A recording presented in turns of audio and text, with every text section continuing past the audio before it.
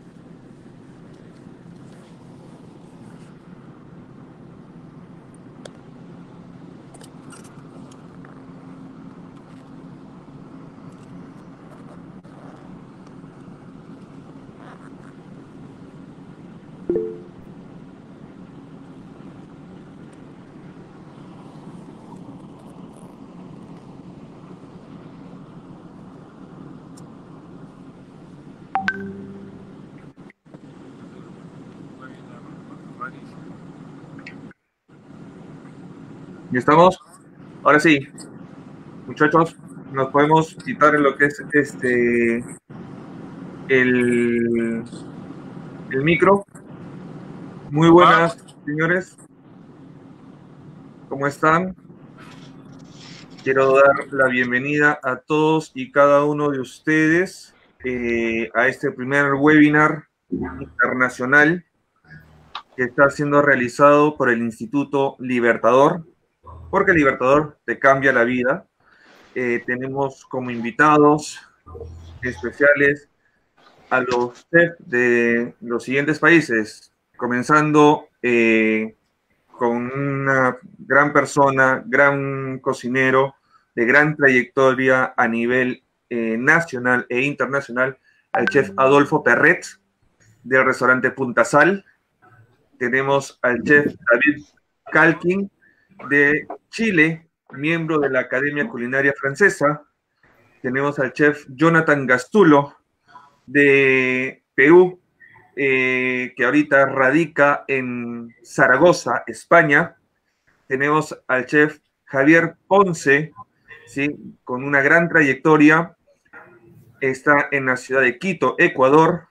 Tenemos al chef Manuel Alejandro, que viene de México, con una gran trayectoria como chef corporativo en grandes empresas. Y bueno, mi persona, siendo también miembro de la Academia Culinaria Francesa y docente del Instituto Libertador. Vamos a comenzar este webinar, señores, con algo muy, muy bonito, que es el hablar sobre la cocina, algo que a todos nos gusta y que a cada uno de nosotros nos importa, ya que estamos pasando por una pandemia, ¿ya? Que en la actualidad, pues, en muchos países, gracias a Dios, ha bajado, pero de todas maneras se siente esa gran pegada. La idea de este webinar es que cada uno de los docentes en cada país nos pueda contar cómo ha golpeado este virus, obviamente pues en la cocina, y que nos cuenten cómo la gente o cómo los restauranteros, hoteleros han reinventado, se han hecho nuevas ideas para nuevamente surgir. Vamos a comenzar, por ejemplo, con la tierra antigua, ¿ya? Y que sabemos que ahorita, pues, está un poco más adelante que lo que es Latinoamérica. Y comenzamos, por ejemplo, con el chef Jonathan Gastulo, que está en Zaragoza, España. Jonathan, ¿cómo estás? Darte la bienvenida, muchas gracias a ¿Qué tal, ti, Helber? ¿Cómo estás? Un darte gusto. las gracias a nombre del Libertador, de la coordinadora María Angélica Alejos, y el coordinador Miguel Díaz, ¿sí? Que nos están apoyando, de parte del señor Marcos Vegaso, a cada uno de ustedes también, la señora Berta, los dueños del instituto, que quieren darle las gracias a cada uno de ustedes y nos puedas contar cómo ha sido en España, qué pasó, cómo fue y cómo están reinventándose. Bueno, antes que nada, agradecer, Helber, por la confianza, por el apoyo demostrado, igual a los coordinadores del Instituto Libertador. Bueno, soy Jonathan Gastulo, soy cocinero peruano de profesión hace más de 15 años. Me desarrollé gran parte en Perú, trabajando en hoteles, restaurantes, tuve la oportunidad de hacer unos viajes internos trabajando con comunidades nativas. Salió esta opción de poder venir a trabajar aquí a España. Yo ahora me encuentro actualmente viviendo en Zaragoza, en el Reino de Aragón, trabajando para un restaurante de una estrella Michelin, el cual se llama Canco. También posee un sol de la guía Repsol. Bueno, fue algo chocante para todos. Me acuerdo que el sábado 14 de marzo fue el último sábado que trabajamos en el restaurante. Veíamos por las noticias en los diarios que primero empezó el brote en Madrid por ser capital, por ser una ciudad mucho más cosmopolita, que tenía mayor cantidad de turistas, 5 veces más grande que Zaragoza, ¿no? De un momento a otro veíamos en las noticias y nosotros, como siempre, como pasaba, esto era tipo una película de esas que ves de pandemias y que poco a poco tú dices, no, eso no va a pasar, eso es imposible de que pase, no hay forma de... y de un momento a otro empezaron a cerrar los bares, los restaurantes, los hoteles en Madrid. Vimos que anunciaba que se cancelaba la Semana Santa en Sevilla, una de las Semanas Santas más impresionantes del mundo. Eh, y poco a poco, pues la noticia fue llegando, bares aquí en Zaragoza fueron cerrando, el restaurante dejó de funcionar, como te lo digo, el 14. Me acuerdo que el 15 de marzo fue mi primer domingo que pasé en casa con mi pequeña. Eh, y pues en realidad fue muy traumante. Vimos que la gente empezó a morir y veías mucha gente. Era un poco traumante el hecho de ir caminando y encontrabas a gente que convulsionando en las calles. Entonces era algo que oye, ¿sabes qué? Pellízcame, que esto es un sueño, ¿no? Esto no puede estar pasando, esto yo lo he visto en las películas. Dejamos de trabajar, muchos negocios empezaron a cerrar por completo, la gente empezó a entrar en pánico, en una histeria colectiva que se la dio como muchas veces se mencionó en Perú, ¿no? Aunque la gente lo tomó de broma, a comprar compulsivamente pensando pues que el mundo se iba a acabar, ¿no? Nos vimos muy afectados porque teníamos muchas reservas, matrimonios en el restaurante, teníamos ya más o menos estructurado hasta septiembre ya las reservas en el local. Entonces de un momento a otro pues cerrar fue algo muy chocante, ¿no? Aquí en España pues llegamos a tener un promedio pues de 29.000 fallecidos en lo que va del momento. Y los días empezaron a pasar 5 días, 10 días, la primera quincena, el primer mes, no, esto ya se acaba el mes que viene, pensábamos nosotros, ¿no? Pero esto seguía, empezaron a prohibirlo, el tránsito, el libre tránsito de las personas, policías en la mañana, policías en la tarde, policías en la noche, que si no tenías un justificante de poder movilizarte, te llevaban, te cargaban con todo, ¿no? Entonces, era el miedo, el pánico a no saber qué cosa, a qué cosa nos enfrentábamos, ¿no? El miedo a lo desconocido. Fuimos avanzando poco a poco, pasaron ya los 3 meses, aquí en Zaragoza pues ya tenemos aproximadamente unos 25 días, un poco más, en donde las cosas empezaron pues a ir evolucionando poco a poco, fue controlado, la lucha fue ardua, de ver los hospitales aquí colapsados. A diferencia sí de Perú, y no es por menospreciar, pues aquí sí la medicina está un poco más avanzada, aparte que España recibía apoyo de la misma Unión Europea, ¿no? Para controlar este brote que fue pues, demasiado caótico y nos demostró, nos sirvió para darnos cuenta de que no somos absolutamente nada, ¿no? El enemigo era grande, el enemigo era grande, entonces como estrategia teníamos que pensar en grande, ¿no? En hacer algo que quizás no teníamos pensado hacer, ¿no? Ahora, Jonathan, una consulta. Nos cuentas que, bueno, en el caso de un restaurante en el cual estás tú, de una estrella Michelin, un Sol de Repsol, ha perdido, pero por ejemplo, yo me imagino que los restaurantes pequeños, Uh-huh. microempresas, digamos, también han sufrido, pero tremendamente. Sí, justo hace un par de días atrás salí a dar una pequeña vuelta porque aquí ya está permitido el libre tránsito. Hemos retrocedido a la fase 2, pero igual con ciertas restricciones. Y pasaba por los bares aquí del barrio, que siempre aquí pues la cultura del español es la hora del vermut. Y todo se alquila, se traspasa, se alquila, se traspasa, se alquila, se traspasa. Y es de verdad pues deprimente ver cómo gente que quizás hasta un mes antes de enero, febrero haya invertido con toda la ilusión de su vida en el negocio que pensó que iba a ser de sus sueños y mira esto. Y como te digo, esto ha sido algo que ha tocado a todos y nadie puede decir, oye, ¿sabes qué? Yo he estado preparado, ¿no? Y es verdad muy penoso esta situación que pasó, que ha pasado aquí. Me imagino, me imagino, me imagino. Jonathan, una consulta. ¿Cómo ha sido, por ejemplo, la evolución del español ante esta pandemia? O sea, el español, ok, se asustó, creía que era como que una invasión zombie, Sí, digamos, sí, efectivamente, pero empezó a comprar así en un momento de compulsivismo, pero terrible. Después ya salieron en los medios a decir, oye, ¿sabes qué? Tranquilo, mira, esto está pasando, pero para la mano que hay abastecimiento, o sea, los supermercados aquí se dan abasto, entonces no hay que comprar compulsivamente porque es terrible, es entrar en una histeria terrible. Esto fue evolucionando, lo bueno que quizá aquí los medios no alarmaron tanto, pero lo que alarmaban eran las cifras, el hecho de ver que cada cierto tiempo pues iba muriendo gente, ¿no? Las cifras empezaron a ir de subida terriblemente.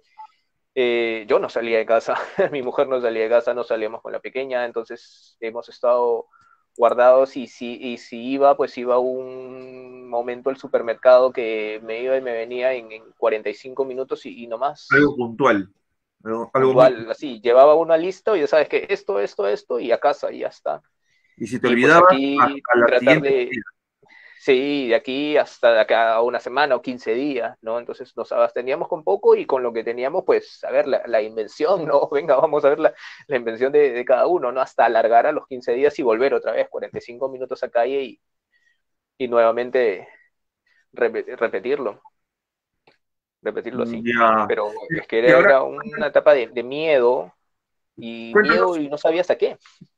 cuéntanos, cómo actualmente el español, sea Madrid, Zaragoza, Andalucía, en Castilla y León, no sé, pues Ibiza de repente, eh, me imagino, se ha reinventado. Porque si, por ejemplo, acá en Perú, Micha, ya, no está atendiendo, pero está haciendo unas cajas grandes, ya, donde pues, ponen los platos y lo mandan. Ahí en España, ¿cómo están haciendo? Cuéntanos. Bueno, aquí ya permiten el 50% del aforo, pero más no en la barra. Aquí están medidos, en el suelo están pegados las bandas estas cada metro y medio. es controlado, hay una persona parada en la puerta de cada bar donde pues cuenta la cantidad de gente que entra, en los pequeños centros comerciales te contabilizan de acuerdo a las canastillas que coges, si no hay canastillas no puedes entrar. Entonces, este tipo de reestructuración que se ha tenido que ver, pues ha sido, oye, ¿sabes qué? Vamos a ponernos a pensar si de verdad me conviene abrir el restaurante para atender a un 50% del aforo, ¿no? Que quizás sea muchos de los locales, sé que ahora eso es lo que están haciendo, ¿no? Trabajar estas fechas simplemente para no quebrar. Y el dinero es pagar a sus empleados y seguir, ¿no? No vas a llegarte ni un euro aquí al bolsillo en esta pandemia, ¿no? Eh, Se ha visto mucha sensibilidad también por parte aquí de las personas, es un tema ya un poco más de cultura, de empatía, ¿no? Sobre todo de empatía. Hace 4 días atrás, como te repito, hemos retrocedido porque empezaron otra vez los rebrotes. Ya estábamos en fase 3, ahora estamos en fase 2, entonces hay un poquito de restricciones. Te puedes movilizar dentro de todo España, ¿no? Pero con cierto cuidado, cierto resguardo. Tengo una colega que es pastelera que estuvo trabajando en el Cotton Lounge en Ibiza, y pues toda la temporada está cancelada. Uno que otros de los grandes hoteles, pues, ¿no? Que hay allá, de los grandes restaurantes que pueden mantenerse en pie, pero para un turista, pues, de un 100% que recibías, ahora solo recibir un 35%, pues, venga, vamos a ver si es que es rentable, ¿no? Y saber que estos lugares como Ibiza, como las Islas Baleares, como Palma de Mallorca, pues son lugares caros, son lugares donde ir es caro, ¿no? Y así como es caro el coste de vida allá, pues los alquileres, pues, no quiero ni imaginarme, ¿no? Igual también han tenido reducción de personal, ¿no? Entonces, vamos, que ha sido algo, lugares caros, son lugares donde ir es caro, ¿no? Vamos a, caro que ha sido terrible todo, ¿ah? Esto ha sido un flagelo, pero va, hacia que nos han dado en la espalda, y tú has sacado muchas veces lo mejor de nosotros, ¿no? Demostrar de qué está hecho el cocinero y poder trabajar esta reinvención o reestructuración del restaurante. Mucha gente ha apostado también por el delivery.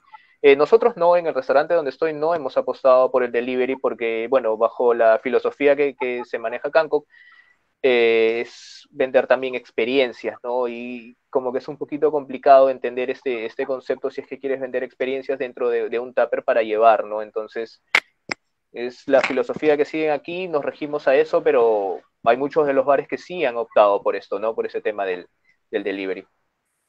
Jonathan, sabemos que, bueno, en España hay muchos alumnos, acá en Perú hay muchos alumnos que están flaqueando en esto de seguir lo que es la carrera de cocina. Pucha, esta pandemia, yo quiero estudiar cocina, pero quiero quemarme, quiero cortarme, quiero picar. ¿Qué puedes aconsejarle tú a los muchachos estudiantes y que quieren estudiar en esta época? Bueno, en realidad las oportunidades no hay que esperar que se den, ¿no? Uno mismo hay que darse la oportunidad de hacerlo. Eh, claro que estamos hablando de que la gastronomía, pues como lo mencionó el chef Adolfo, es una carrera pues 100% práctica, ¿no? Que quizás es un poco difícil pues decir, oye, ¿sabes qué? Mira, vas a aprender a catar tal cosa, vas a aprender cortes viendo un video, ¿no? Es algo que tiene que ser palpable, ¿no? Ver, digamos, cortes de un lomo deshuesado de un pollo, son cosas que tienes que verlas, que quizás puedas aprenderlas viendo un video, ¿ya? Pero en realidad es una carrera pues 100% presencial. Mi consejo sería que en realidad no pierdan las ganas, porque a ver, para estudiar gastronomía te tiene que gustar, ¿no? Es una carrera que quizá muchos toman porque piensan que es el camino más fácil, más no lo es. Cuando ya estás dentro te das cuenta de que te has ido de frente contra una pared dura de cemento triple y tienes que seguir para adelante, ¿no? Ahora, el tema de la educación virtual también es una opción que quizás sea en forma de complemento, de complementar esa información, esa parte teórica que tiene que saber, igual todo cocinero, porque quizás no todo cocinero pues es simplemente hacer un buen aderezo o mover una olla de ajo y cebolla, ¿no? Pero quizá el conocimiento teórico se pueda se pueda ir, digamos, reforzando en esta etapa, ¿no? Perfecto, perfecto. Hablando justamente de eso, quiero acotar e invitar a un gran chef que es Javier Ponce, de país hermano de Ecuador. Y algo que justamente en el backstage, digamos, estábamos hablando, y algo que hizo Ecuador era las cajitas. Chef Javier, ¿cómo es eso de las cajitas en los institutos de cocina? Cuéntenos cómo ha sido Ecuador, cómo ha acogido esta pandemia, cómo ha podido sobrellevar, cómo está el tema de los restaurantes, los hoteles. Usted está en este momento en un hotel, cómo lo han podido llevar eso. Cuéntanos un poco de su experiencia. Bueno, primero que nada, Helber, muchísimas gracias por la invitación. Un saludo cordial y fraterno a todos los chefs invitados. Es un honor estar con ustedes aquí. Pues, bueno, actualmente soy ejecutivo de un club privado que se llama Bankers Club en Guayaquil. Soy nuevo, tengo apenas 4 meses. Estuve antes 6 años como chef en un hotel 5 estrellas también. Entonces tengo un poco de la visión amplia de lo que de la situación que está pasando. También fui profesor universitario hace algunos años, entonces eh, puedo hablar un poco de todo el enfoque de la situación actual, tanto de las escuelas como de los negocios. Eh, Empezando por el tema que me preguntaste de las cajitas, que justamente Adolfo me recordó, pues hay una universidad en Quito que, como tú sabes, no hay clases presenciales, pero lo que ellos hicieron es hacer unas cajitas con los ingredientes que iban a tener en cada clase. Y los chicos fueron a retirarlas en la universidad. Entonces, después de eso se complementaba con las clases virtuales. Entonces, básicamente, como profesor o como instructor, me parece una metodología bastante acertada porque es muy difícil en las clases de cocina a veces, te digo por mi experiencia de profesor, cuando tú les mandas a comprar algunos productos para las recetas. Entonces te traen cosas cambiadas o te traen un producto de no tan buena calidad y al final eso sí afecta en la parte educativa y aparte afecta en el resultado. Entonces, una muy buena iniciativa que tomaron estos compañeros de la Universidad de la... no recuerdo el nombre, ya lo voy a recordar. Y bueno, hay una universidad que es un poco más grande, que es la Universidad de las Américas. Ellos, en cambio, por tener una cantidad alta de estudiantes, pues no podían poner los ingredientes de cada clase. Lo que ellos hicieron es facilitarles una lista de compras y una tarjeta de un supermercado. Entonces, ya con las especificaciones listas, iban y compraban el producto que iban a utilizar en las clases. Inclusive detallada la marca del producto, que se dio pechugas de pollo Pronaca. Entonces, todos iban a estar en el mismo son y todos iban a hacer el mismo plato al final. O sea, no iba a haber ningún inconveniente en el desarrollo de la clase. O sea, una misma línea, una misma estandarización. Sí, una misma estandarización para todos, ya que lamentablemente por esta situación no se puede controlar eso en un salón de clase, ¿no? Ni en la casa de cada uno de los alumnos. Entonces, tomaría bastante tiempo hacerlo de uno en uno, así que más bien la opción muy acertada de estas dos instituciones fue la una hacer las cajitas y la otra pues enviarles con la lista de compras y con la tarjeta del supermercado para que ellos hagan las compras. Y ahora, en el caso de usted que está ahorita en el club, en el caso de tu persona, ¿cómo ha sido afectada esta pandemia, por ejemplo? Bueno, nosotros, nuestro presupuesto principal eran los eventos. Entonces, básicamente están cancelados desde que empezó la pandemia. Nosotros hemos perdido un promedio, o sea, estamos vendiendo alrededor del 20% de lo que vendíamos antes. Entonces, a veces no te sirve eso más que para cubrir los gastos y a veces ni así. Entonces, estamos tratando, o sea, si no puedes generar venta, te toca controlar los gastos. Entonces, como mensaje para los chicos y justamente acotando una parte importante que decía el chef Jonathan, es que viene esta parte teórica también que es súper importante en el mundo de la cocina, o sea, dependiendo del perfil que tú quieras lograr, ¿no? Si quieres ser chef ejecutivo, si quieres ser gerente de restaurante, etcétera, etcétera. Entonces, una parte súper importante son los números y las proyecciones e incluso el Excel es una herramienta súper fuerte y poderosa para los negocios medianos a pequeños, porque ya en los negocios grandes tienes algunos sistemas operativos, unos software gastronómicos que te ayudan a simplificar el proceso. Entonces, como consejo para los muchachos, para los chicos que están viendo el webinar, es importante no solamente, bueno, ahorita no podemos sentir la experiencia de la cocina como vuelvo y tomo las palabras de Jonathan, porque el cocinar es una experiencia de uno contra uno, o sea, uno contra el fuego, uno enfrente del plato, no lo puedes hacer virtualmente, se pierde, no hay esa conexión, pero en en el interludio de toda esta pandemia y de toda esta situación, es súper importante que nos podamos nutrir de otros aspectos, ¿no? Como les digo, la parte de números, la parte misma de Excel, incluso leer publicaciones, libros, revistas, etcétera, todos orientados a la gastronomía. Entonces, yo creo que ya depende de cada uno, ¿no? Cómo lo haga, pero a mí me parece que es una opción bastante eh, importante que puede servir para que no, hasta que podamos ya retomar de nuevo las clases presenciales.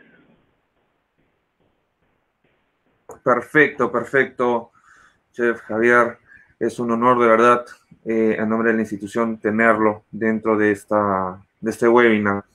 Pero no tenemos que olvidarnos porque también hay una parte muy importante, si mal que bien hablamos acá como que Perú, estamos, Perú siendo el centro, acabamos de hablar de Sudamérica, la parte norte, pero también es muy importante cómo lo está pasando las personas, los chefs, los cocineros, los empresarios de un país hermano, un país muy rico como Chile, siendo representante el chef David Kalkin, miembro de la Académie Culinaire de France, gran amigo, mi padrino de esta academia, y queremos saber, Chile, sabemos por las noticias que le ha pegado duro, le ha pegado muy duro, inclusive en este momento le está pegando muy duro económicamente, muchos restaurantes también han cerrado. Cuéntenos, chef, cómo Chile lo está pasando. Bueno, primero que nada, buenas tardes, gracias por la invitación y contarles que, bueno, no sé si anecdóticamente o trágicamente, pero Chile está pasando por una crisis absolutamente durísima. Incluso algunos lo comparan con la crisis económica de los años 80, imagínense. Así de duro, incluso más dura es la etapa. ¿Por qué? Porque conjuntamente se unió con un problema que teníamos social, un estallido social que existió en Chile puntualmente en el mes de octubre del año pasado, entonces estaba todo como que venía en baja. Y cuando empezamos a repuntar, nos encontramos con el COVID que nos venía visitando de Europa, y nos deja obviamente en una parada bastante trágica. A ver, como para contextualizarlo y hacerlo un poco más corto, nosotros llevamos 120 días de confinamiento, o sea, 4 meses, y recién estamos en la meseta del problema. Comprenderán ustedes que eso trae una consecuencia desastrosa para el área hotelera y gastronómica. Están absolutamente todos los restaurantes cerrados. La gran mayoría de los hoteles, incluidos los 5 estrellas, están transformados en residencias sanitarias. Por lo tanto, de hotelería y de huéspedes y de turismo, nada, absolutamente nada. Entonces, el mundo de la gastronomía se transformó al delivery. Y el mundo de la academia, el mundo de las escuelas, se transformó a la clase online. Entonces, tenemos esto, rápidamente se tuvo que transformar absolutamente todo, se tuvo que reinventar el concepto. Desde el punto de vista de la academia, bueno, yo hace mucho tiempo que no estoy en las aulas, pero tengo muchos amigos que son profesores. Es más, hace pocos minutos estaba conversando con un chat, con un grupo, en la cual son todos docentes y están transmitiendo algunas de sus aprensiones que tienen. Y por lo que me comentan es bastante difícil, bastante complejo. Me imagino que en las otras escuelas y ustedes también en Perú están haciendo exactamente lo mismo. Entonces, comprenderán que un alumno que estudia gastronomía es un alumno, nosotros mismos cuando estudiamos gastronomía, no estamos hechos para estar sentados más allá de 45 minutos porque si no nos volvemos locos. Nosotros queremos estar en los sartenes, cocinando, cortando, picando, moviéndonos para todos lados, gritando, escuchando, etcétera. Y estar sentado frente a un computador, wow, es una etapa bastante dura. Por lo tanto, creo que ha sido una tarea muy difícil para ellos. Y me imagino que en el resto del mundo ha sido exactamente lo mismo. Como decía un poco el chef anterior, el de Ecuador, creo que es una muy buena receta, es un muy buen, una muy buena solución lo que han tomado. Creo que a algunos los ha pillado de una u otra forma, quizás con menos ideas, por lo tanto no se ha tomado esa determinación. Pero, como toda catástrofe que ha existido en la vida y en el mundo, a través de la historia, de una u otra forma nos deja una enseñanza. Es cierto que hay un gran dolor de por medio, que hay una parte triste, una parte que destruye absolutamente todo, que este castillo se nos viene abajo, pero en la reinvención y en la nueva estructura y cuando empezamos a crear este nuevo mundo nos damos cuenta de que hay muchas cosas que podemos cambiar. Y ahí creo yo que está un poco el punto donde tenemos que tener la visión en el horizonte y poder decir, ok, vamos a reconstruir esto de una u otra forma. Yo creo que la pandemia a nivel mundial nos ha afectado gastronómicamente, es verdad, nos ha dejado en la miseria en algunos casos, pero creo que la visión gastronómica no va a ser exactamente la misma post-COVID. Creo que la forma de trabajar, la forma de procesar, la forma de enseñar, creo que viene muy distinta. Si bien es cierto, yo les diría a los alumnos que de una u otra forma están con esta sensación de que no van a aprender nada, de que no hay ninguna recepción, sí, efectivamente por este tiempo, por este camino corto, entre comillas, efectivamente estamos parados, pero tampoco es un tiempo perdido porque es un tiempo donde uno en la parte teórica la puede reforzar, la puede ampliar, puede conocer algunas cosas más, puede descubrir otras cosas más desde el punto de vista teórico, cosa que no es malo, si lo miramos y lo analizamos bien, es una cosa bastante positiva dentro de lo negativo que estamos viviendo, porque seamos honestos, una de las grandes falencias que nosotros tenemos por ser muy prácticos es justamente la parte teórica. Entonces creo que es un elemento muy necesario en el cual podríamos reforzar. Y desde el otro punto de vista es empezar a preparar este profesional futuro en el cual tiene que enfrentar una gastronomía diferente post pandemia. Yo no digo que en 20 años más no vamos a encontrar chefs que sean románticos y que vuelvan a los sartenes de una u otra forma desde el proceso más original para llevarlo a un plato. No, yo lo que digo es que en un post proceso de COVID, hay otros elementos que van a ser mucho más fundamentales, como por ejemplo la trazabilidad de los alimentos, para ver la inocuidad de cada uno de ellos, valorar el tema de los procesos. Todo eso se va a intensificar de una u otra forma y sin excluir todo lo que significa la tecnología. Yo creo que hoy en día la tecnología de una u otra forma va a ser un gran apoyo dentro de nuestras cocinas, por grandes conceptos, o sea, por grandes temas. Punto número uno, ese accionista, ese empresario que quiere volver el día de mañana a retomar el tema gastronómico ya no lo va a poder hacer con grandes cantidades de dinero en el bolsillo como para poder emprender en un gran proyecto. Lo va a tener que hacer desde el punto de vista más pequeño. Por lo tanto, va a tener que concentrar la energía de una u otra forma para poder lograr el mismo objetivo. Y eso se trasunta de una u otra forma, primero que nada, en tener maquinaria, en tener tecnología y en tener mano de obra calificada, que muchas veces en nuestras cocinas es un otro gran pecado de una u otra forma. Y eso es sumamente importante de poder considerar. Y ahí es donde nosotros necesitamos formar estos profesionales que estén lo más acabados posible y comprendiendo obviamente todos estos conceptos que hoy día se nos vienen, pero encima, y obviamente si no estamos bien apalancados con todos estos temas, claramente nos va a pasar la cuenta y una mala cuenta en algún momento. Entonces yo creo que por ahí hay que empezar a reforzar, hay que trabajar. Hay muchos temas que hoy día no los podemos pasar por alto, que los podemos reforzar, como mencionaba anteriormente, y tener súper claro cuál es la visión futura que se nos viene post-COVID, post-pandemia. Y no es un tema solamente que se da en Chile o en Perú, sino que yo creo que es un tema a nivel mundial. Chef David, sabemos que usted también ha sido docente en lo que es las universidades y todo, y bueno, como también dueño de una empresa en lo que hace el catering, sabemos de que en algunos, en Chile, por ejemplo, económicamente le ha pegado muy fuerte, ya sabemos inclusive por las noticias, ha habido hasta el tema de saqueos y todo.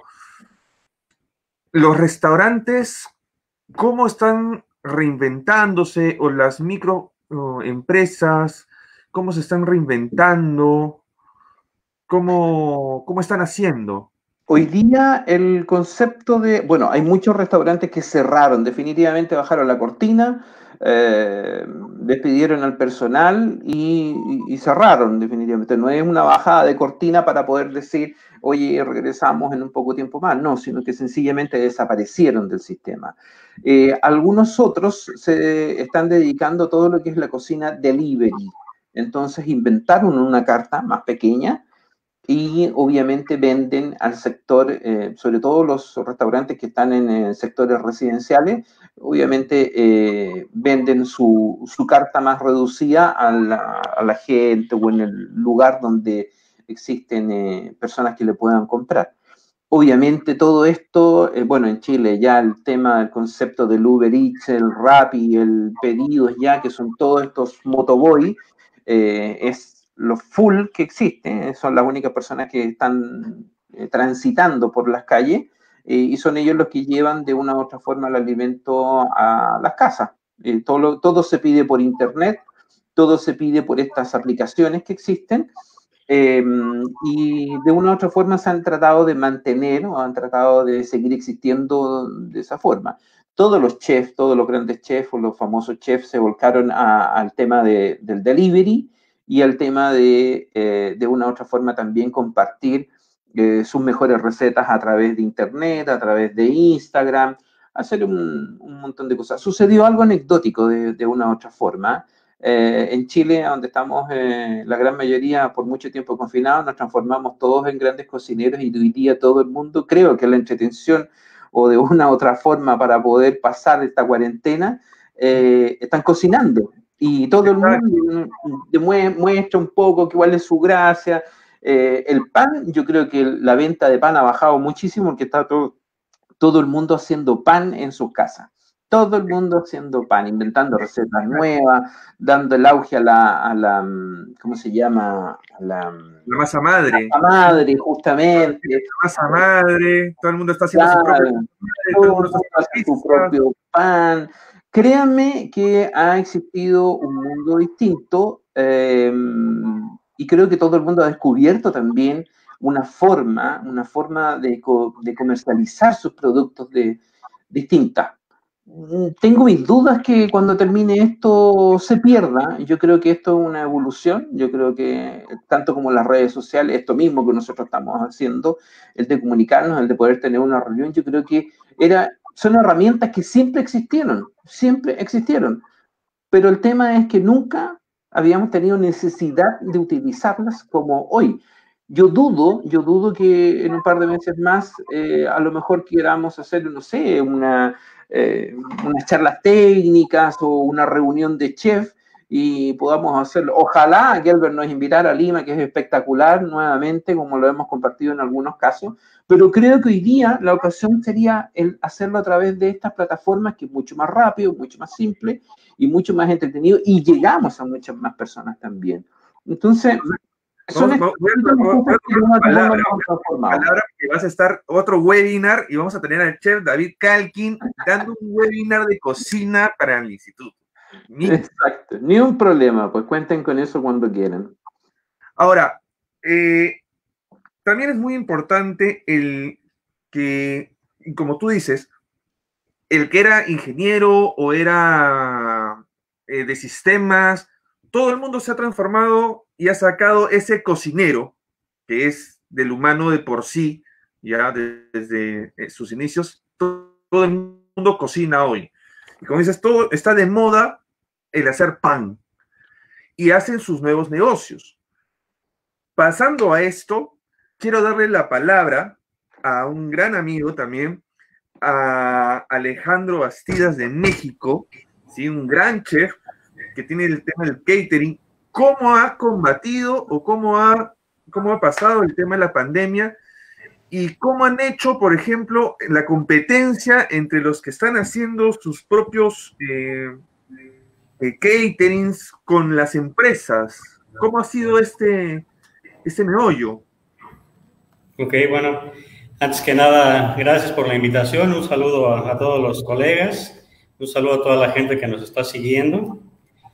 México no ha sido diferente a los demás, creo que platicamos de lo mismo, de la misma historia, creo que se ha repetido en todos los países, hemos tenido las mismas batallas, las mismas luchas, pero finalmente empieza a haber un aprendizaje de todo esto, empieza a haber otra manera de ver las cosas. En caso personal, el tema del catering está completamente cerrado. Cuando menos en la zona en que yo me encuentro, que son eventos al aire libre, no hay nada.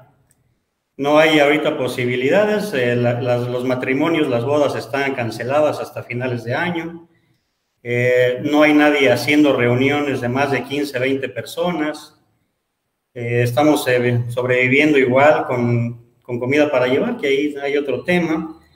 En mi caso personal, del restaurante que tenemos, que es un restaurante tipo buffet, está cerrado, no hay posibilidades, primero porque en este sistema la gente toca todo, levanta la tapa, toma la cuchara, se sirve, camina, toma otra tapa, toma otra cuchara, entonces no hay posibilidades de poder buscar una inocuidad en todos los procesos del servicio. Entonces, de entrada, muchos de los sistemas de buffet, cuando menos el mío, no sé si puedan volver a resurgir o hasta que encontremos un nuevo sistema de poder hacer que la gente no toque los accesorios para poderse servir los alimentos.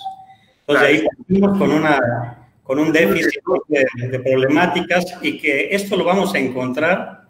México es un país catalogado por los enormes buffets de los hoteles.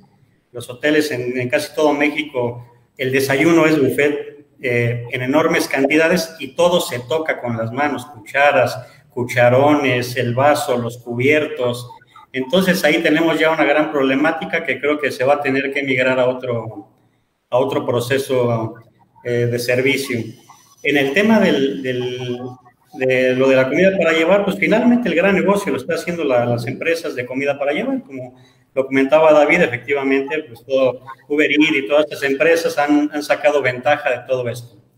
Pero esta ventaja que ellos tienen abre una posibilidad de cambios para las nuevas generaciones, principalmente de estudiantes, porque ahora la preparación del estudiante va a tener que migrar a ser un poco más técnicos para el manejo de los alimentos.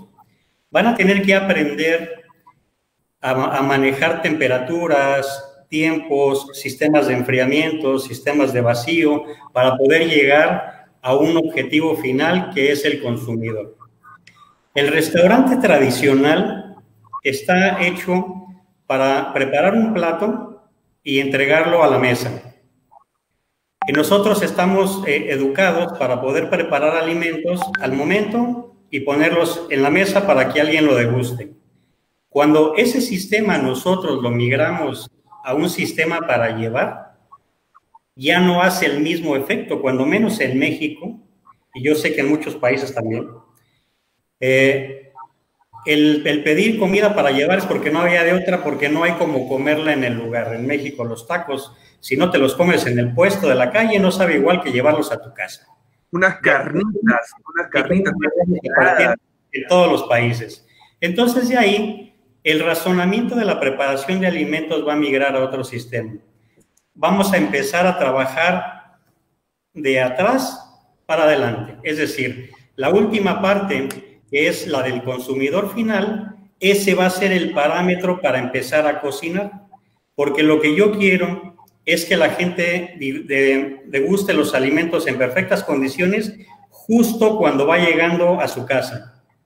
Entonces, el alimento tiene que ser preparado para poder sobrevivir a un periodo de traslado de la moto. Y tiene que tener un proceso de cómo poderlo mantener mientras llega la moto por él. Entonces, el tiempo de vida del alimento ya no va a ser el mismo. Ahora tenemos que entender que un alimento que va a llevar un proceso de cocción tiene que estar un periodo de stand-by, después va a ser trasladado. ¿Y cómo va a ser trasladado? En unicel, en cartón, en plástico, en aluminio, y todos esos factores van a ir mermando la calidad, el sabor, el tiempo de vida, el envejecimiento de los alimentos. Entonces, el área de oportunidad que yo veo ahora es que tenemos que empezar a reinventarnos en el tema de la cocina para que el momento en que el comensal destape su paquete, ese es el momento exacto donde el alimento tiene que estar al 100%. No al 100% en la moto, no al 100% mientras llega la moto y mucho menos cuando lo estamos preparando. Entonces ahora se abre una ventana enorme para poder capacitar a la gente que tiene que saber manejar. Si yo tengo un alimento que es un tiempo de vida, porque es una milanesa y la milanesa se seca muy rápido, ¿cuánta humedad le tengo que dejar antes para que cuando yo la lleve a un domicilio llegue en su momento exacto? Entonces ahí el proceso ya no va a ser igual. Tenemos que modificar parámetros de cocción, tiempo de... Todo se va a modificar. Justamente me haces acordar las clases que nos diste, Alejandro, tanto a David, a mi persona, con una empresa, gracias a Carlos Manuyama en Equipar. Y justamente nos enseñabas esto, pues, de los tiempos de cocción y pensar, pues, en futuro. Y ahora va a ser muy importante, por ejemplo, que todos tengan esto, un termómetro a la mano y ver, o sea, ya no solamente que el alumno vea a cuánto se va a cocinar, sino ya ver hacia futuro, o sea, lo cocino a esta temperatura y ver el tiempo, cuánto se va a demorar y si se va a terminar de cocinar y todo eso. Es algo más complejo inclusive y eso va a ayudar, o sea, esta pandemia va a ayudar a obtener esos conocimientos, ver hacia el futuro, digamos. Entonces, esa es la parte de la que debemos de ir un poco más adelante. Todo el mundo está peleando por regresar. Creo que ya no vamos a regresar a muchas cosas. Creo que más bien hay que evolucionar y la comida no se va a quedar atrás porque eso es un factor de primera necesidad. Entonces nosotros tenemos que empezar ahora a preparar a primero a nuestra gente de nuestros negocios, a explicarles, a enseñarles el tiempo de vida, cómo cambia un término. Vamos a imaginar un bife, si yo lo hago a la parrilla y lo meto en un empaque de cartón y ese empaque de cartón va a tardar 20 minutos en llegar a la mesa, lo que van a probar ya no va a ser algo agradable. Hay que ver si ese empaque de cartón necesita respiración para que se vaya la humedad y se quede la temperatura. Pero también tenemos que controlar la temperatura del traslado. Entonces habrá que preparar cómo poder transportar a una temperatura controlada y a una humedad controlada los alimentos. Entonces el área de oportunidad es enorme. Tenemos que entrar ahora sí o sí a los sistemas de Cook and Chill, a los sistemas de Cook and Hold, a aprender cómo vamos a trasladar. Tenemos que volvernos expertos en materiales para traslado, si es polipropileno, si es cartón de uso higiénico, si vamos a utilizar algún tipo de empaque. Tenemos que pensar ahora en muchas cosas para poder llegar al punto final, que es cuando el comensal abre su empaque, lo recibe en casa y sea un producto de calidad. Porque vender por vender, hay mucha gente vendiendo hoy día comida, ¿en qué calidad? No lo sé. Puede ser que alguien estaba acostumbrado a ir a un restaurante por las excelentes pastas y ahora lo que está recibiendo en casa no tiene nada que ver con lo que estaba acostumbrado. Entonces, ¿cuál es el futuro de ese negocio? Va a ir perdiendo clientes porque él no se adelantó también a no solamente enviar, sino cómo voy a enviar y cómo voy a garantizar mi calidad en los alimentos. Entonces, ahí también las empresas de traslado van a tener que pensar cómo ir controlando la temperatura durante los procesos de envío, de entrega, y poder dar que entren empresas que sean expertas en tipos de empaques para que nos permitan a los alimentos que son más o menos acercándose a lo gourmet, cómo poderlo acercar de buena calidad durante 20 minutos y que llegue al cliente final. Justamente porque muchas empresas que hacen este transporte, los motorizados, en cualquier parte hay, el tema del transporte, o utilizan esa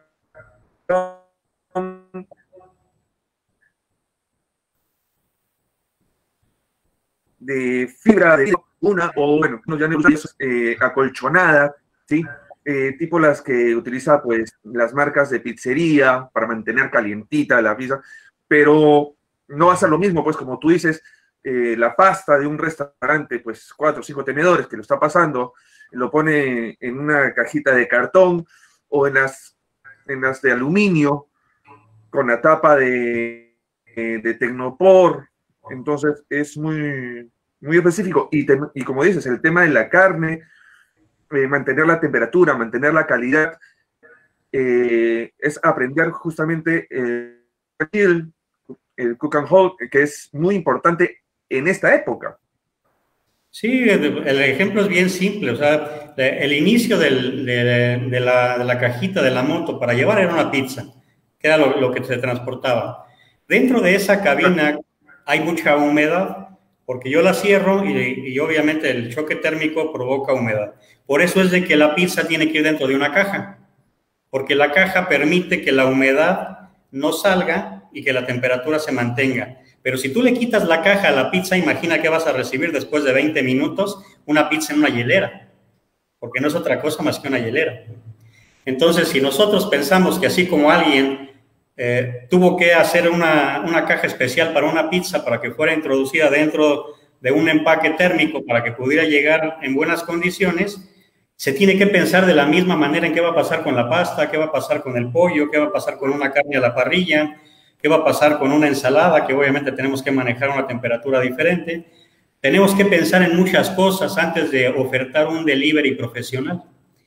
Y ahí es donde creo que el segmento educativo nos podría permitir hacer especialidades en ese tipo de sistemas para que los nuevos egresados tengan un área de oportunidad diferente a lo que es solo cocinar. Cocinar ya van a estar dentro del proceso, ya sea en línea o no, pero finalmente hay áreas de oportunidad que para nosotros mismos como cocineros ya con experiencia tenemos que entrar en ese segmento, porque no podemos quedarnos esperando a que venga una nueva, la vieja realidad, porque ya no va a llegar.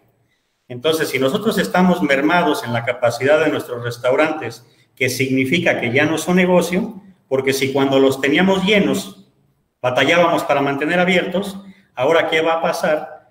Si estamos a un 25% a veces nos suben el 50%, a veces nos vuelven a cerrar, entonces vamos a estar trabajando para no tener utilidades. Entonces, si ahora el área de oportunidad es las famosas cocinas fantasma, los restaurantes virtuales, donde podemos trabajar con menos gastos de operación, podemos trabajar con menos personal, lo mínimo que tenemos que hacer es tener un personal capacitado para que lo poquito que yo voy a vender, que puedan ser 3 o 4 productos, sean extraordinarios y que el lugar se vuelva reconocido solamente por la experiencia de que cuando yo abro esa cajita, el alimento que estoy recibiendo es igual de espectacular que cuando iba al restaurante. Y seguimos manejando experiencias, como nos platicaba Jonathan. Sí, exacto. Justamente la idea, y yo quiero reconocer algo que es justamente al chef Adolfo Perret, un gran exponente en la cocina peruana, figurano, ¿sí? Y experto en dar justamente eso, esa experiencia de ir al restaurante Punta Sal y comer un rico ceviche. ¿Ya? Pero ahora hubo todo un tema de que la gente decía, no, que la pandemia, que están muriendo los pescados. Chef Adolfo, ¿cómo ha sido el tema de los pescados que han afectado también a ellos y ha afectado también a los restaurantes acá en Perú? Pero como empresario y como dueño de una cadena, no me equivoco, teniendo 4 o 5 restaurantes. ¿Cómo ha sido la experiencia en el punto de cocinero y de empresario? Bueno, ante todo, muchísimas gracias.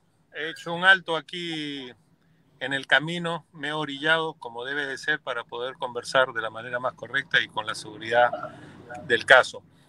A agradecer el conversatorio porque realmente esto de alguna manera nos impulsa a generar dentro de lo que puede significar los negocios, ya sean del orden de la restauración, como restaurantes particulares o restaurantes dentro de hoteles o dentro de la hostelería, que también es importante y que en este momento ambos dos hemos sufrido esta pandemia que nos cogió desprevenidos, donde todos en ese momento estábamos manejando stocks bastante altos. En el caso de Perú nos encontrábamos en pleno verano y pues la comida de pescados y mariscos es una de las cocinas de nuestro país que tiene una demanda tremenda. Como empresario les puedo decir de que ha sido un golpe tremendo, como lo han manifestado los que me han antecedido.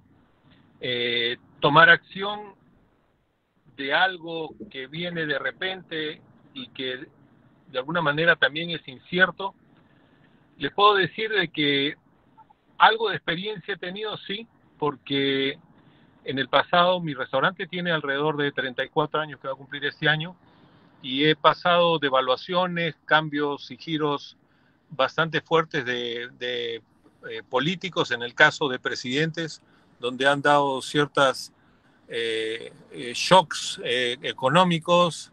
He pasado un cólera.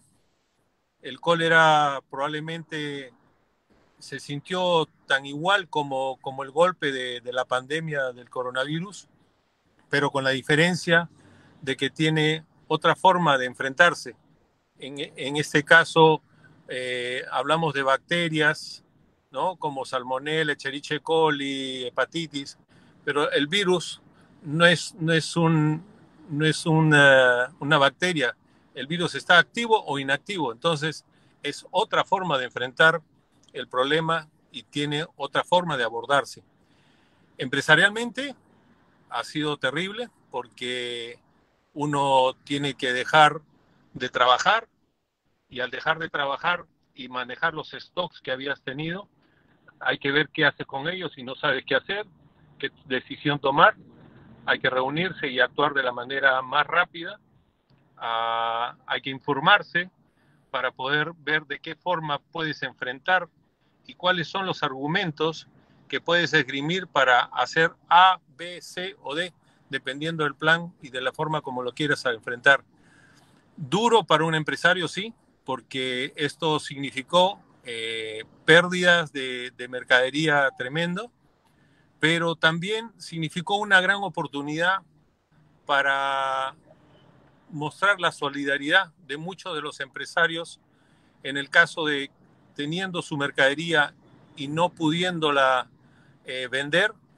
Se crearon algunos grupos donde se hicieron cenas o comidas que se llevaron a lugares deprimidos. Se ayudaron también a los bomberos, a los ancianos. En el caso de nosotros hemos colaborado con gente que estaba varada en los aeropuertos. Es decir, una serie de acciones que despertó lo más bello de las personas, que puede ser la solidaridad y el buen gesto en la forma de lo que realmente nos catapulta a los cocineros, porque nuestro valor principal es el servir. Nosotros servimos a los demás y servimos al que tiene y al que no tiene de la misma forma, con el mismo corazón, con el mismo ímpetu, con las mismas ganas y con el mismo propósito. En el caso de empresario cambiamos las cosas tremendamente porque al aplicarse los protocolos sanitarios queríamos nosotros atender para poder realmente seguir andando y evitar el tener que prescindir de nuestros colaboradores, que en lo principal les digo que es lo más importante que tenemos en nuestra empresa. Mis muchachos están conmigo, como siempre les he dicho, al lado, ni delante ni detrás, sino al lado para caminar juntos. Y hemos construido, durante estos primeros 34 años de vida de nuestro restaurante, lo hemos construido juntos. Entonces es duro tener que prescindir de ellos en algunos casos y ver de qué forma, como empresario, empiezas a actuar y a hacer cosas para poder lograr mantenerlos y mantenerte. Hay muchos locales que han cerrado, hay muchos locales que ya no van a abrir, hay muchas personas que han perdido sus trabajos y muchas familias que han quedado realmente en situaciones paupérrimas. Y pues la resiliencia, el reinventarnos, va a ser uno de los factores principales en ese momento. Y les puedo mencionar un caso de un restaurante que era una cafetería muy popular en el Perú, que nos permitieron a los empresarios cambiar de giro. Y esta empresa, que era un restaurante, se convirtió en un mini market. Es una pastelería, pero todo para llevar, como cuando uno va a comprar al supermercado, porque los servicios básicos no se suspendieron. En el caso de nosotros como empresarios, pues estuvimos atacando el tema con el gobierno para poder hacer el delivery, pero el delivery es insuficiente, es entre un 10, 15 a 20% dependiendo del tipo de mercadería que vendes. Y como decía nuestro colega mexicano, las cosas cambian de comértelo en la mesa sentado a que te lo lleven a tu casa. Y pues ahí entra la parte, ahora voy a hablar de la parte del cocinero. Aquí el cocinero tiene que empezar a utilizar su maletincito donde están todas sus herramientas y todas aquellas capacitaciones y enseñanzas que ha podido aprender a lo largo de su vida. Este ha sido el momento de abrir esa caja y comenzar a reinventarse y ver de qué manera puedes hacer que ese delivery resulte lo que tú esperas. Nosotros, como lo decían ustedes, nosotros vendemos experiencias, como los que están en España con la estrella Michelin. Es una responsabilidad grande donde vendemos experiencias y donde queremos de que principio a fin tú tengas la mejor experiencia, vuelvo a repetirlo, dentro de lo que significa un servicio de atención y lo que esperas recibir. Pues en esa cajita que va con el motorizado hasta tu casa, estás esperando recibir algo igual o similar, pero que la calidad no baje y no se pierda. Y aquí los empaques, como dicen, al vacío, los tratamientos, las máquinas de abatimiento, los quick chillers, entran a trabajar y toda la experiencia entra de una manera sustancial para poder salir adelante y darle a la persona lo que quiere. En mi caso, les planteo nomás, ya que comentaba Herbert el tema del ceviche, nosotros hacemos el ceviche, lo enviamos por delivery, pero hacemos el 1, 2, 3, donde te llega y te decimos qué es lo que tienes que hacer para que cuando te sientes a comer y pongas ese producto llegado a tu casa, es como si yo te lo hubiera preparado de mis propias manos. Entonces ahí estamos realmente dando en el punto perfecto de lo que es la experiencia y vivirla de la mejor forma. Y sentir que tú mismo te lo has preparado y que tú mismo estás gozando de ello. Para hacer todo esto, hay todo un tema detrás. Primero, que el sector público y el sector privado se pongan de acuerdo en generar protocolos para que nosotros, los empresarios como los cocineros, podamos tener la herramienta para poder trabajar bajo ciertos parámetros y de que esto resulte de la mejor manera. Protocolos que se han tenido que establecer para la atención de delivery y recojo en tienda.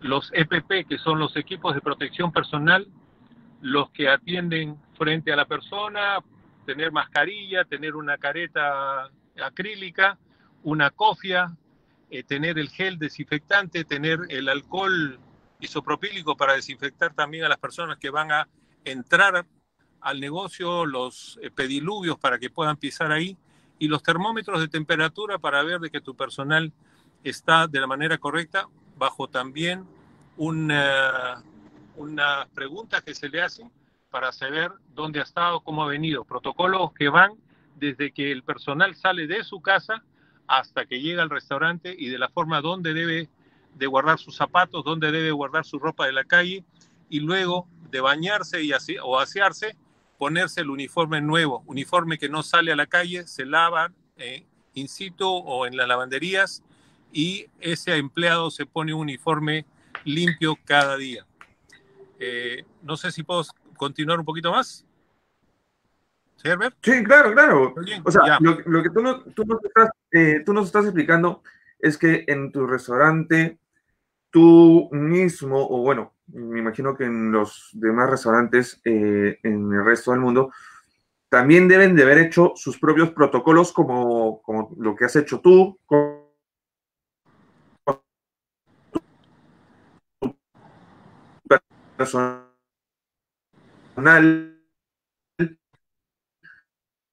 que has podido lo especial frente a esta pandemia y haciendo conocer, porque mucha gente pues creía o dejaba de comprar lo que era pescados, mariscos, creyendo que el tema de la pandemia iba a sacar al producto marino, y acá decir que eso es totalmente falso. Así es falso, porque tenemos las herramientas y los utensilios necesarios, máquinas de quick chiller, abatidores, se conservan los alimentos perfectamente, la transformación de los mismos al vacío, los puedes guardar y los puedes utilizar en el momento preciso y descongelarlos de un día para otro. Ya son formas de cómo los cocineros trabajamos con la inocuidad y el respeto a las BPM como se tiene que dar. Lo importante ha sido de que estos protocolos se tienen que establecer y seguir a rajatabla, porque después lo que hemos estado viendo del delivery y del take-out o recoger en tienda, estamos pasando a un servicio de atención como ha sucedido en España últimamente y en México, de que nosotros podemos atender con un aforo del 40%, pero para esto también hay un protocolo para la gente que llega al restaurante y de qué manera debe de conducirse para poder ser atendido y servido dentro del mismo. Mesas separadas con 1,50 m de distancia de mesa a mesa, 2 metros de pasillos libres para que pueda haber un tránsito, el servicio probablemente que se tenga que poner dentro de un andador donde pones el azafate y que lo dejas tú y cada persona se lo sirve, o que el mozo haga un servicio en tijera a los de la derecha atendiendo con la mano izquierda y a los de la izquierda atendiéndolo con la mano derecha, para poder tener un menor acercamiento hacia la persona y más bien, y que este mozo no solo debe tener la mascarilla y no es obligatorio la cofia, pero sí la careta de acrílico, que sí es obligatorio. Entonces, hay formas y formulismos que tenemos que cumplir para poder generar nuevamente esa confianza. Lo importante en este momento, y algo que rescatar, y diría todo que les puedo mencionar a ustedes, lo que tenemos es que atacar el miedo, no el temor. Temor es aquello que se conoce, el miedo es aquello que no se conoce y no sabe qué va a pasar. Entonces, tenemos que atacar el miedo, y el miedo se ataca cumpliendo los protocolos y las formas y capacitando bien a tu personal para que éste responda de la mejor manera, dándole la confianza al cliente que pueda venir a acercarse y disfrutar de aquello que hacemos los cocineros con mucho gusto y con mucho agrado. Yo los felicito por este conversatorio porque nos ayuda un poco a ver en dónde estamos, qué es lo que tenemos que hacer, qué es lo que hemos hecho, hacia dónde podemos ir. Y como decía mi colega de México, tenemos que cambiar, tenemos que ver que las cosas deben de cambiar, pero no hacia un cambio drástico que nos pueda significar algo malo, sino a algo donde tengamos que ver que es bueno, porque esto lo que está haciendo es afincar nuestras BPM, nuestro HACCP, nuestro menú safe, es decir, muchas de las formas de cómo comportarnos dentro de la cocina, y de alguna manera comprometer a nuestros colaboradores de que haciendo las cosas correctas vamos a salir adelante, logrando de que la gente pierda el miedo, y que nosotros volvamos de alguna manera a respirar. La educación ha sido totalmente maltratada porque no se puede convivir, no se puede reunir uno, y la enseñanza en los salones de las universidades, las escuelas y los institutos es sumamente importante, pero para nosotros los cocineros es sí o sí presencial. Y de esa forma tendremos que ver paulatinamente en el devenir del tiempo que las cosas se puedan ir dando, si no va a haber que acomodarse a acciones como la que hizo este instituto en Quito o Guayaquil, no recuerdo, sí, creo que es Quito, donde Quito. Esas cajitas fueron una forma de enseñar bien a la gente a mantenerse vivo en la profesión y saber de que siempre hay alguna manera detrás del túnel como una luz para poder hacer las cosas lo mejor posible.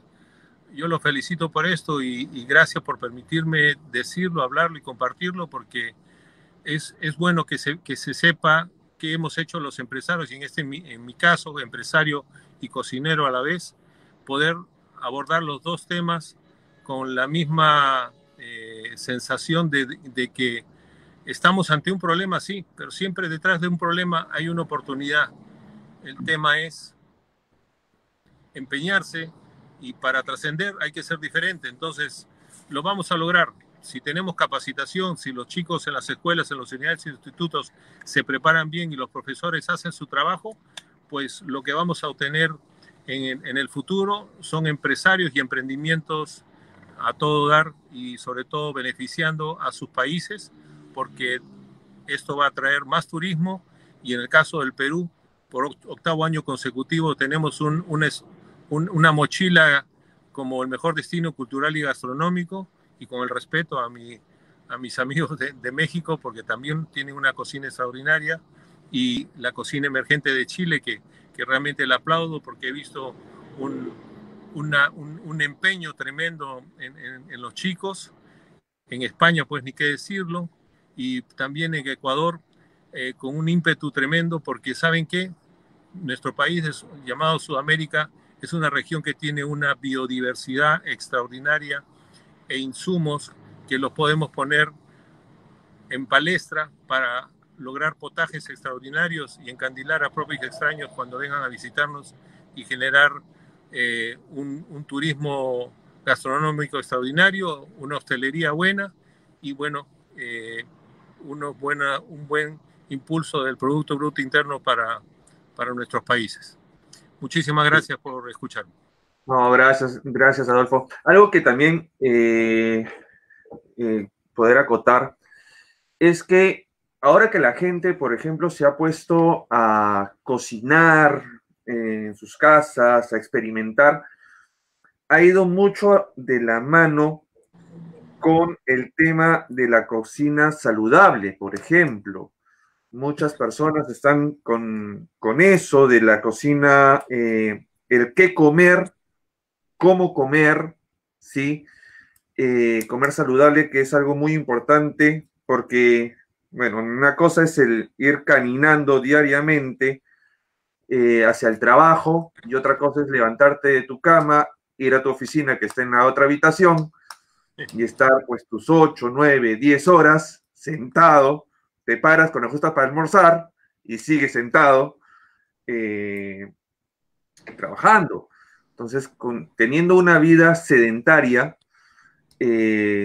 durante meses es un poco más complicado y bueno, cualquiera va aumentando de peso y se ha hecho el tema de, por ejemplo, muchas jóvenes, señoritas, haciendo sus batidos. Va muy a la mano, por ejemplo, con lo que es la cocina ayurvédica, que justamente yo había escuchado a un amigo que es docente de la Cordon, brasilero él, y experto en esta materia de la cocina ayurvédica, ¿sí? Que justamente va mucho al tema del sabor, las propiedades energéticas, el tema de la digestión, o sea, es comer bien para que tu cuerpo absorba lo necesario, porque hay mucha gente que come mal, o sea, comes y después te da sueño, y ese sueño significa que tu cuerpo está trabajando más en poder digerir la comida y está quitándote energía en vez de darte energía. Entonces, así es, mira, tú has dicho correcto, uno es lo que come. Exacto. Y durante esta pandemia han habido un montón de emprendimientos de personas que probablemente tenían habilidades blandas y no se las conocían y han generado negocios como de pastelería, de panificación, de dulces, de comida saludable, dado de que el Perú pues es un país de granos andinos, de legumbres, ¿no? Origen de frijol, origen de payares, origen de tarwi, que es otra menestra.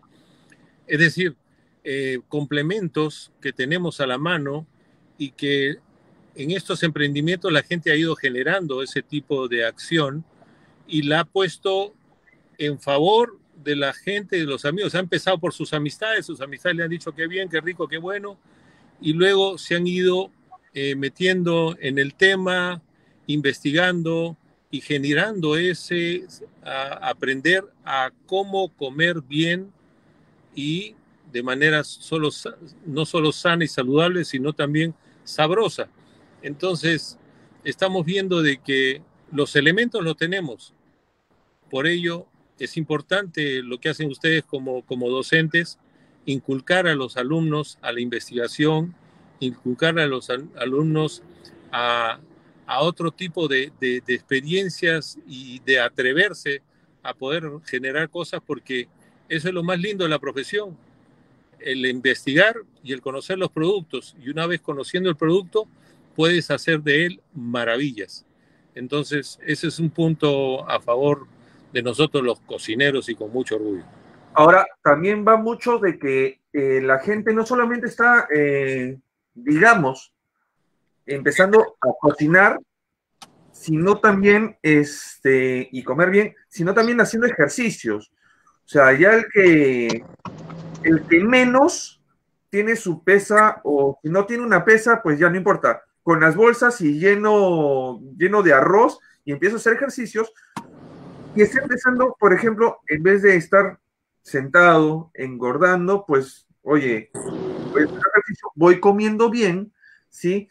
Y eso también va mucho a que pequeñas empresas están realizando el delivery de comida sana. Por ejemplo, como dijo Adolfo, el tema de empezar a presentar sí, algunas cereales, etcétera, que puedan ser nutritivas para la persona. Yo quiero decirle a ver a cada uno de ustedes qué recomendaciones se puede dar a lo que son los pequeños empresarios, digamos, los microempresarios o personas que, bueno, están diciendo, ¿sabes qué? Cogí mis ahorros, puse esta empresa, vino la pandemia y me fui al hoyo, ya perdí todo, es que ya no tengo fuerzas para esto. ¿Ustedes qué les podrían decir? Hay una pequeña interferencia, Helber, no se escucha muy bien. Adolfo, tu micro está activo, ahí está. Ahora sí, perfecto. Decirles, a ver, por ejemplo, a cada uno, como les digo, hay pequeños empresarios que dijeron, pucha, pongo todos mis ahorros y pongo esta microempresa, esta empresa pequeña, así familiar o personal, y que con esta pandemia se ha ido literalmente, no han podido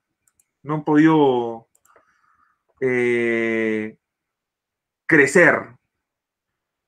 ¿Cuáles serían las palabras que ustedes tienen? Porque no solo personas ajenas a la cocina que han puesto un restaurante, sino muchachos que salieron de estudiar cocina con el ámbito de querer poner su restaurante, su negocio, y todo se fue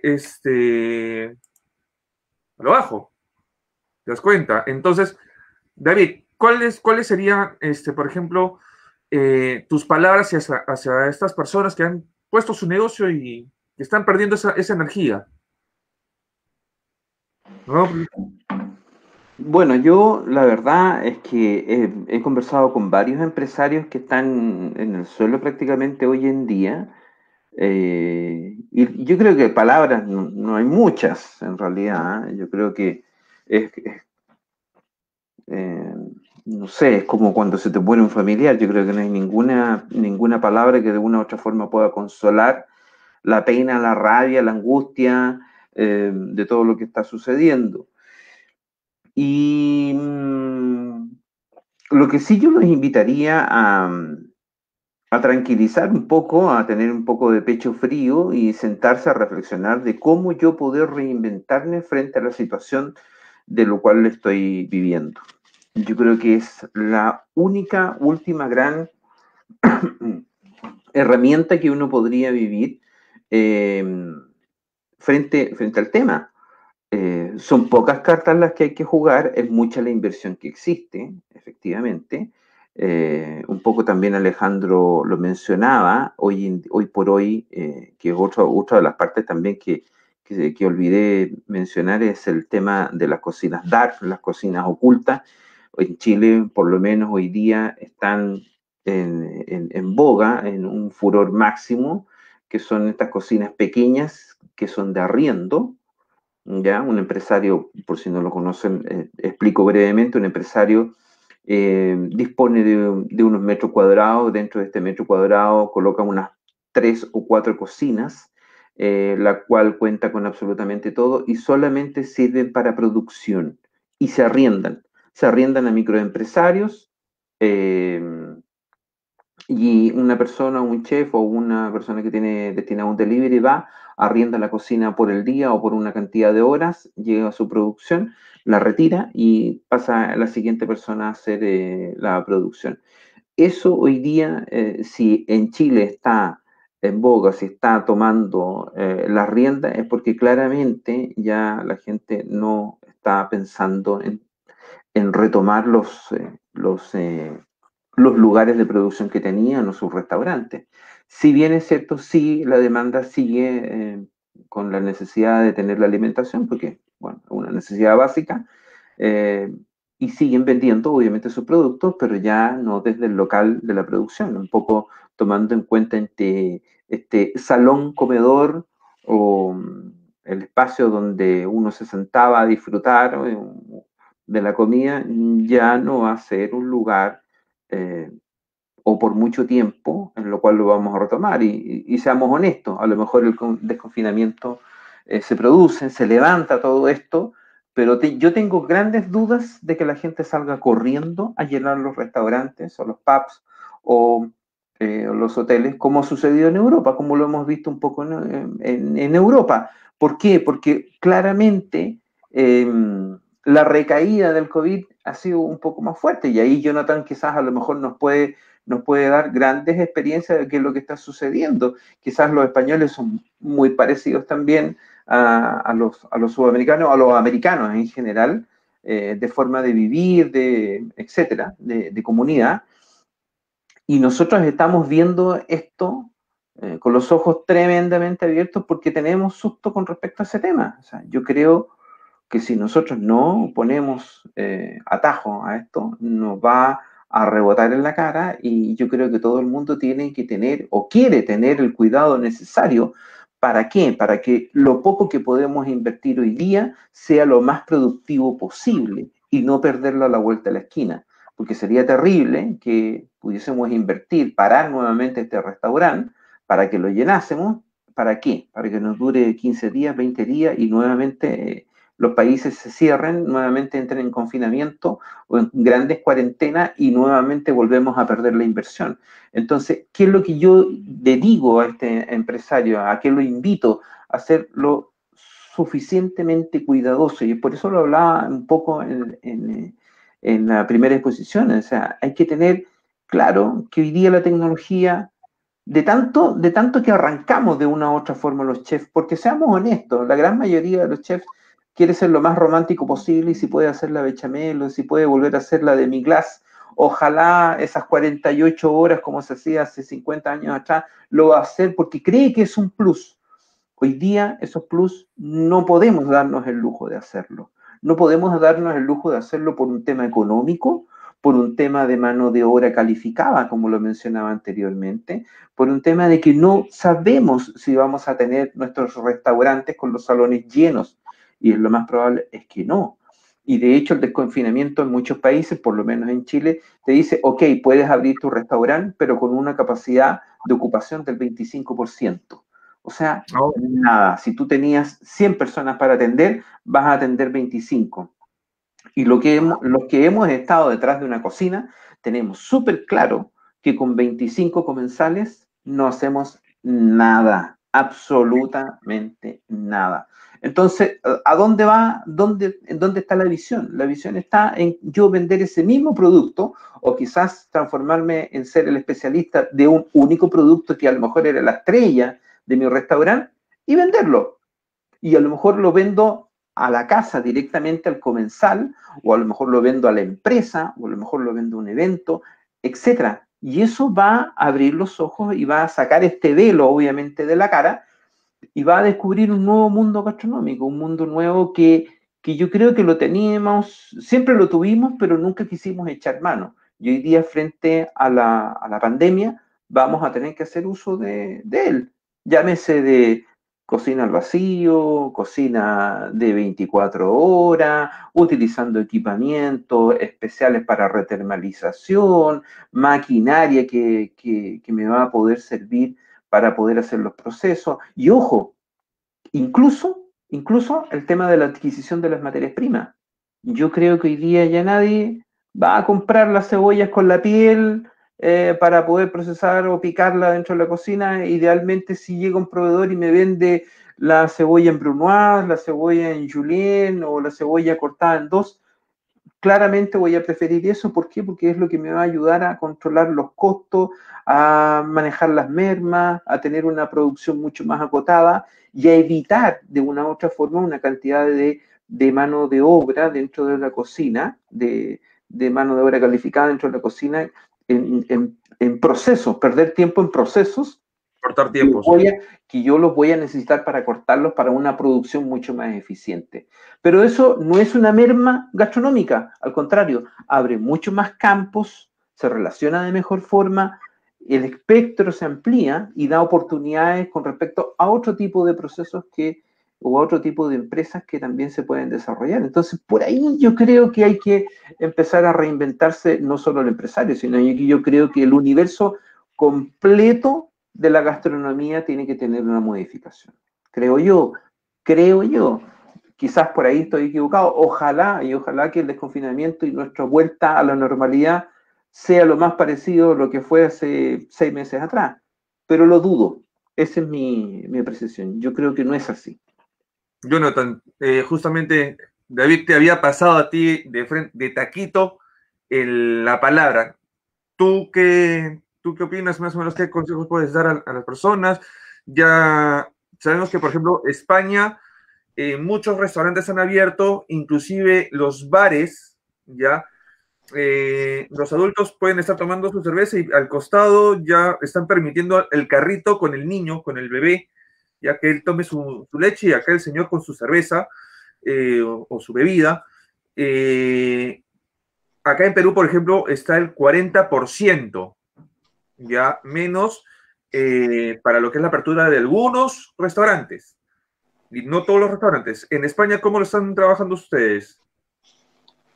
Igual, Helber, hasta el 13 de julio, que justo te comentaba, estábamos en la fase 3. Hemos ido de fase 0, 1, 2, llegamos a la fase 3, donde, bueno, ya se podía hacer uso del 75% del área total de un restaurante, ya se podía uno sentar en la barra, las terrazas ya estaban funcionando en muchos de los locales aquí a la parte central, que son los barrios pues, o los lugares más concurridos, ¿no? Hasta el 13 de julio, pero a partir de esa fecha otra vez se retrocedió a la fase 2, donde han reducido al 50% el aforo. Entonces, como justamente lo menciona nuestro colega, ya no viene a ser rentable, ¿no? Porque, a ver, un restaurante situado en la misma plaza aquí del Pilar, que la tengo a 10 minutos, es un alquiler que es carísimo. Entonces, pagar ese alquiler con solo el 50% de tu producción. Incluso sabes lo que estaban haciendo muchos restaurantes, solo te daban 45 minutos para que la mesa pueda rotar. Entonces pedían que el comensal entienda que igual hay mucha gente que va por una taza de café que te cuesta aquí 1,35 € y se queda pues 1 hora o 1 hora y media aprovechando el wifi del local, ¿no? Entonces te daban solo 45 minutos para que disfrutes de la mesa y de ahí pues hacían entender al comensal de que esa mesa pues tenía que rotar nuevamente, ¿no? Entonces... Es un poco incómodo, que es un poco incómodo. Regresamos a la época de las cabinas de internet, 15 minutos más. Exacto, 15 minutos más, entonces un café más.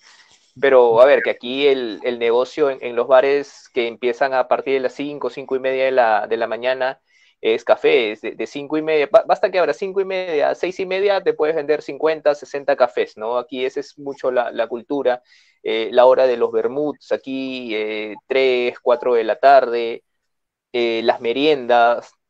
Entonces, como tú lo mencionas, es a veces un poco incómodo decirle, oye, ¿sabes qué? Mira, te voy a dar la mesa, pero más tiempo, pero cómprame algo más, no consúmeme algo más. Eso era lo que se estuvo planteando aquí en muchos restaurantes.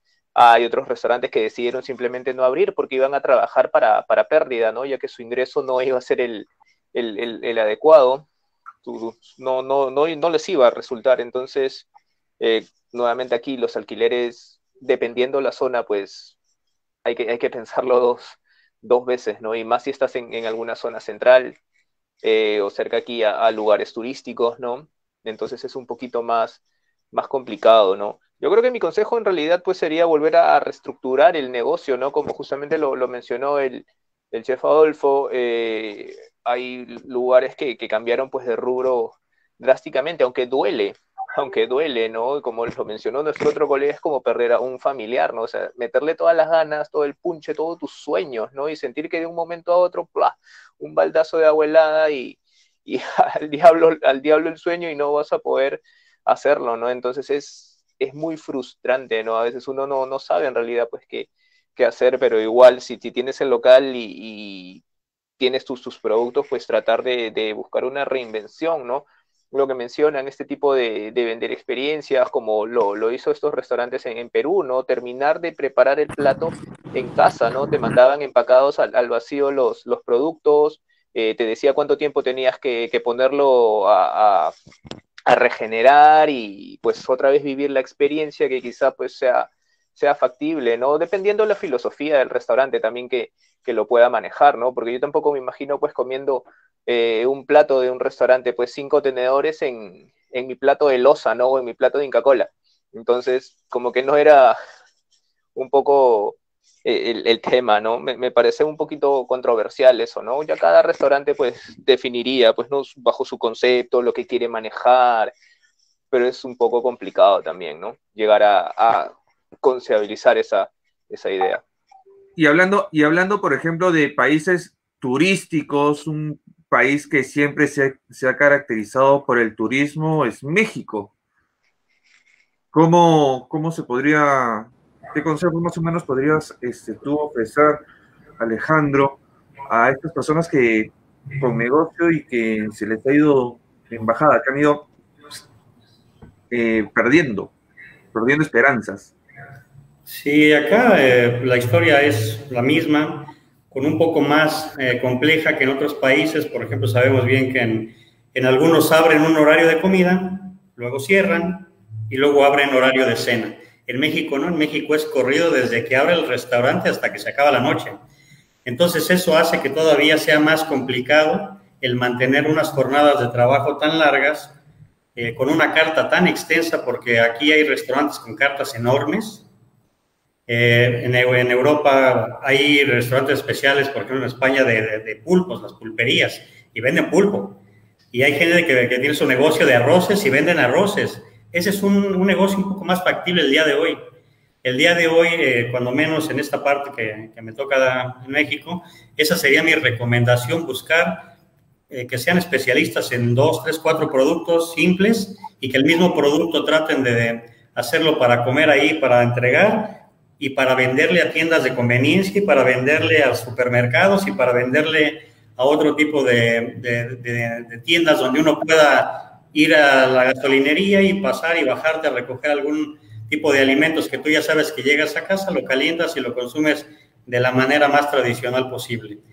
Con respecto a la sugerencia, es la capacitación, va a ser sí o sí, va a ser un punto que va a cambiar entre la gente que quiera dar el siguiente paso y el que se quiera quedar, porque hay muchos restaurantes que los inició la abuela, después la abuela lo pasó al papá, el papá lo pasó al hijo, pero la capacitación no ha sido constante, ha sido ¿para qué le muevo algo que ha funcionado bien toda la vida? Y es ahora lo que está chocando mucho en las empresas en México, porque seguimos pensando en que no le movió mi abuela, no le movió mi papá, ¿por qué le voy a venir a mover yo? Me están cargando una responsabilidad complicada. Pero si no hay capacitación y no nos acercamos a gente con experiencia, no vamos a poder sobrevivir en ese segmento. Tenemos que acortar espacios, tenemos que acortar nóminas, tenemos que ser más eficientes en poner un poco más de tecnología en nuestras cocinas para poder llegar a un costo que nos permita sobrevivir con el 50% de las ventas que teníamos antes. Ahora, si todavía de ahí le tenemos que invertir en un plus del tipo de empaque en el que voy a enviar, pues obviamente el costo se va un poco más arriba. Entonces, ese costo, ¿de dónde se lo tengo que quitar? Pues de algún lado, puede ser de la nómina, no va a haber de otra. En mi caso, yo soy propietario de mi local y aún así los gastos no me cuadran. Aunque yo no pago renta, las nóminas para las ventas que hay hoy día no están dando ni siquiera lo mínimo indispensable. Entonces tengo que reinventarme también. Yo estaba más metido en otra parte, ustedes lo saben, en el tema de la consultoría, pero también tengo que regresar a mis orígenes, que son mis negocios de aquí, mis negocios gastronómicos, y empezar nuevamente desde cero, y empezar a ver qué clientes tengo a mi alrededor, qué tipo de productos necesitan, cómo les gustaría recibirlos. Si es producto caliente, lo mando frío y que ellos lo calienten. Y si es un producto que es sí o sí al momento, cómo poderlo mantener caliente mientras pasan por él, o cómo poder hacer que yo entregue una pieza de carne con una cocción de 14, 16 horas entregarla para que el cliente desde la parrilla de su casa la termine de asar, la corte en familia y la consuman, algo más cercano a lo tradicional. La cocina fría es un poco más simple, se pueden mezclar los ingredientes un poco más adelante del tiempo. La cocina caliente es diferente. Y en México estamos llenos de caldos, de sopas, de guisos, de arroces, que es un poco más complicado que cualquier otro sistema. Y si a eso le sumamos que nuestras cartas son muy extensas, las probabilidades de sobrevivir se van reduciendo.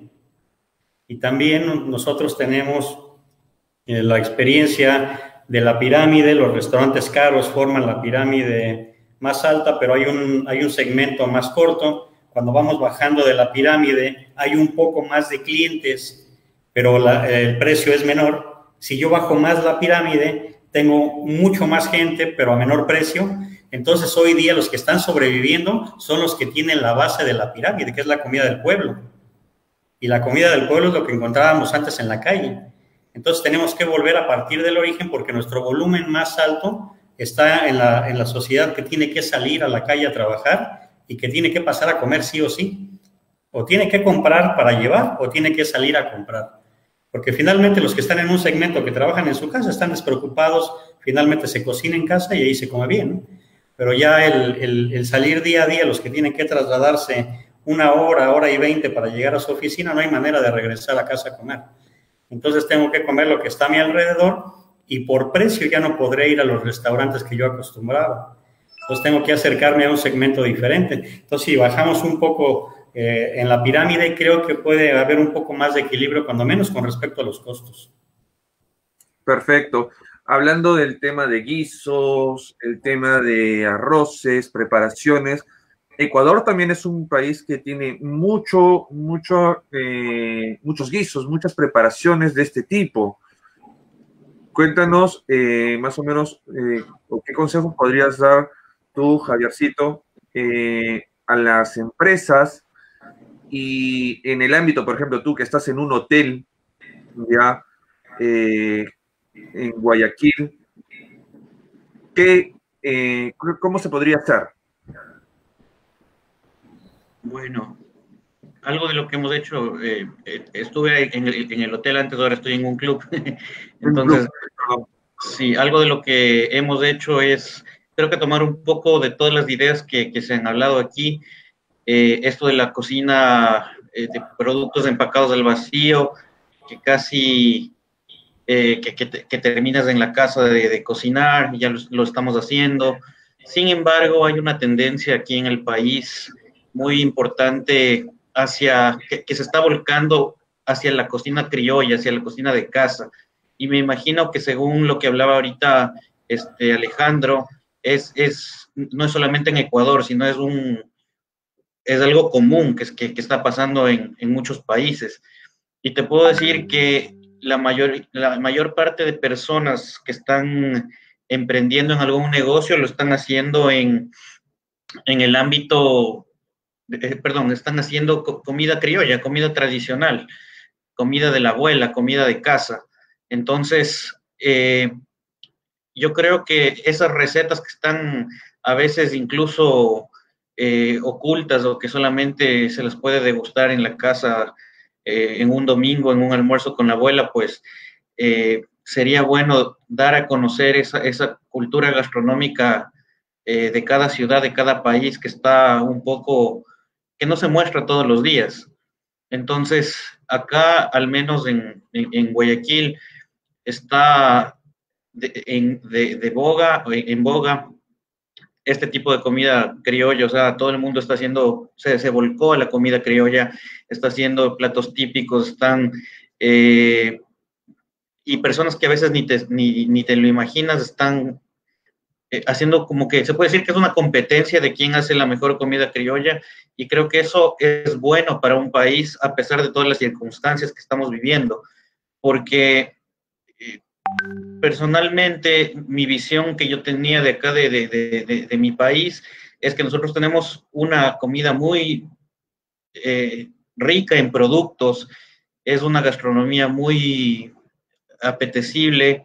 Sin embargo, como en todos los países, pues hay la preferencia por algunos otros productos como sushi, como pizza, pero lo que sí se está viendo en el día de hoy es que la gente, primero, está cocinando en su casa, segundo, está aprendiendo a hacer, como ya lo habían dicho, no solamente pan, sino recetas un poquito más complejas, y se están volcando a la comida típica. Entonces están regresando a los orígenes, a donde todo debería empezar, como decía Alejandro, a la base de la pirámide, que es desde donde se va a volver a reconstruir, en este caso, la gastronomía y posteriormente la hotelería de cada lugar. Entonces, yo considero que es importante regresar a ver hacia atrás a lo que somos, a lo que hacemos, a lo que mejor nos sale, y yo creo que la mayor parte de personas estarán de acuerdo en que algo de lo más satisfactorio o de lo más delicioso de comer es comida típica, comida hecha de casa, comida hecha de la abuela, algo que te trae esos recuerdos. Y justamente hace unos días estuve escuchando un webinar de un futurólogo que hacía un análisis de los tiempos que estamos viviendo. Entonces decía, ya el comensal antes podía juzgar o le fascinaba, por ejemplo, un pan de masa madre, y se enfocaba en las imperfecciones que tenían, que era rústico, y eso es lo que veía como lo mejor, ¿no? Sin embargo, ahora el consumidor está volcado muchísimo a saber cómo viene su producto, de dónde viene, quiénes son las personas que lo están preparando. Justamente la trazabilidad que hablaba uno de mis colegas. Entonces, ¿cómo está evolucionando todo, no? Antes se veía lo bonito, lo artístico, lo romántico, como lo dijo David en algún momento, lo romántico de la gastronomía.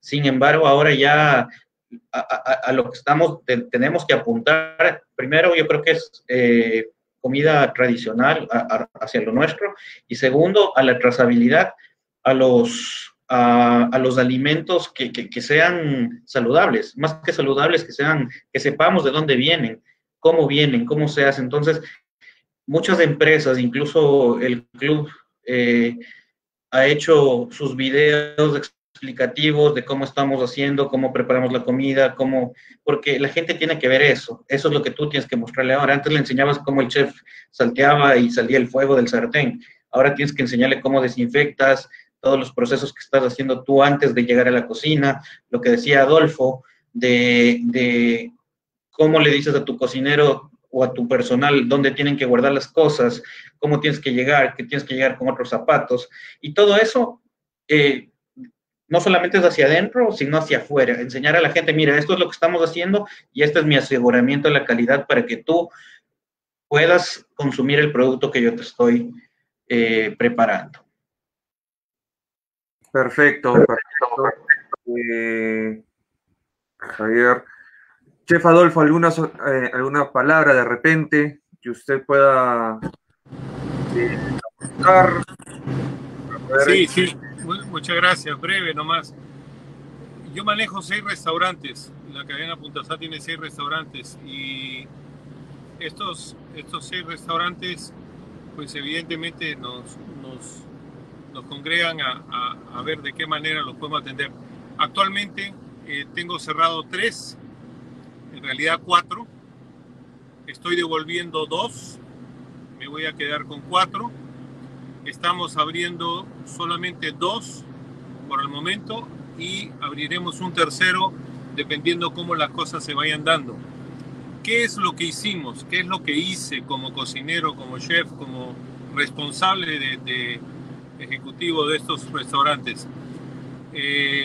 Manejamos una carta de alrededor de 140 platos, todos dedicados a la cocina peruana con especialidad en pescados y mariscos, tendencias a la cocina china y a la cocina italiana, que es lo que a mí me gusta mucho.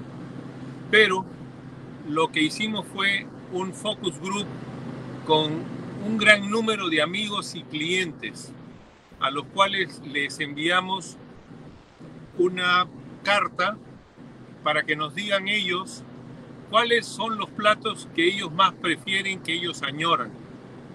Una vez hecha la encuesta, hicimos el resumen y basado en ese resumen hicimos una carta. La carta de delivery solo nos hemos basado en alrededor de no más de 20 platos, los cuales han sido un éxito porque era lo que la gente puso y lo que la gente añoraba estando en cuarentena, sin salir de casa, y que no podías comer tu plato cevichito, o tu jalea, una parihuela, que sea un lomo saltado, un arroz con mariscos, es decir, un sinnúmero de platos que a la hora de hacer el delivery, pues las felicitaciones venían por doquier y eso es un halago.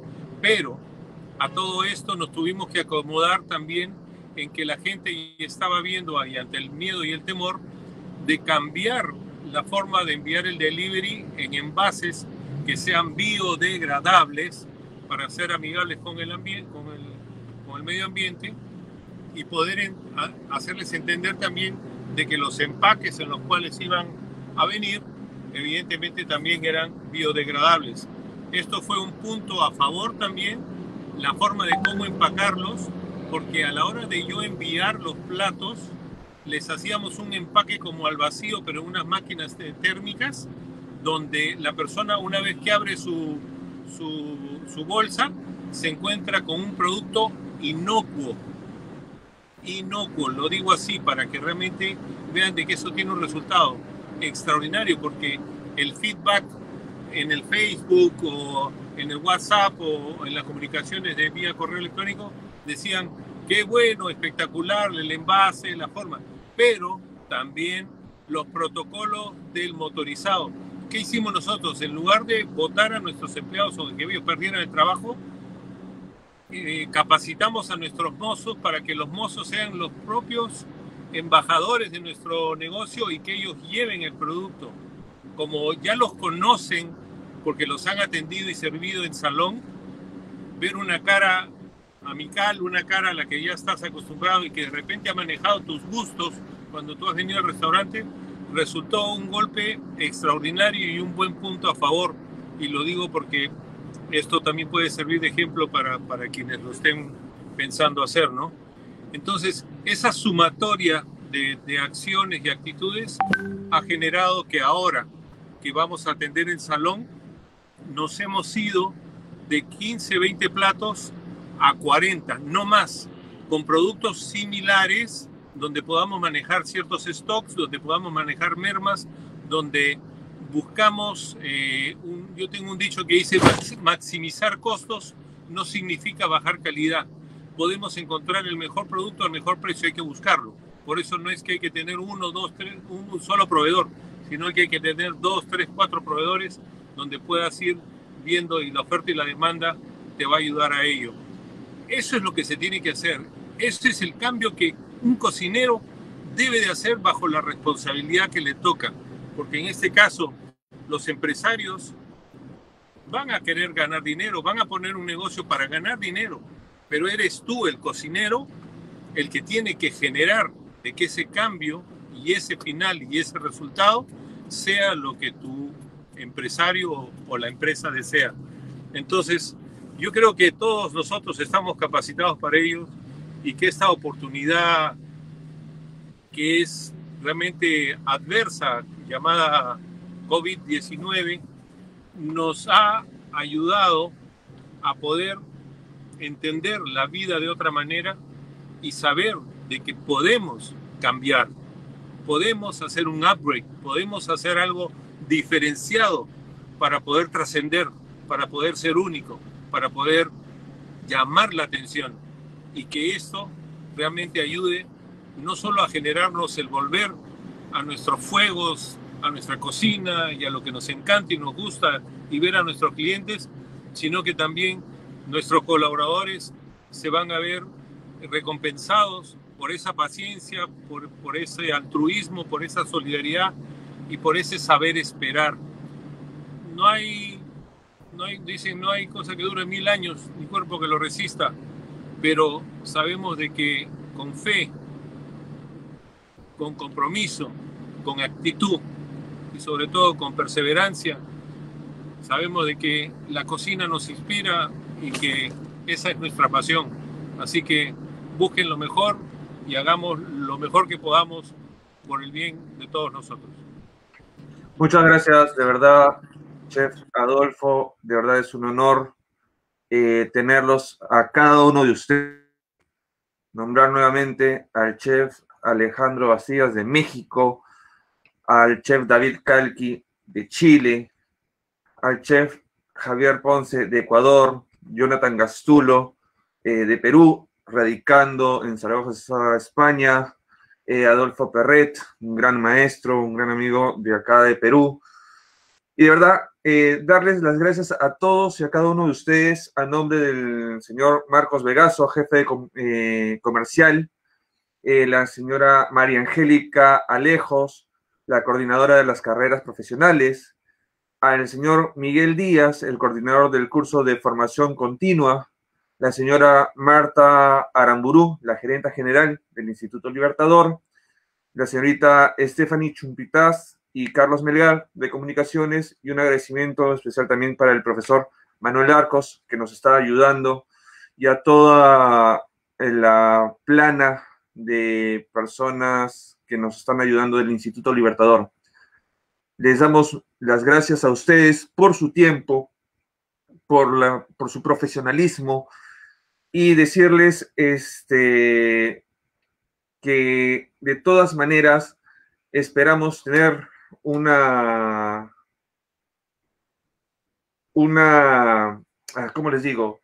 acercamiento mayor, por ejemplo, tener otro webinar con cada uno de ustedes para lo que son los alumnos del Instituto Libertador. Les agradezco mucho desde el corazón del Instituto Libertador y espero que esta pandemia pase pronto, ¿sí?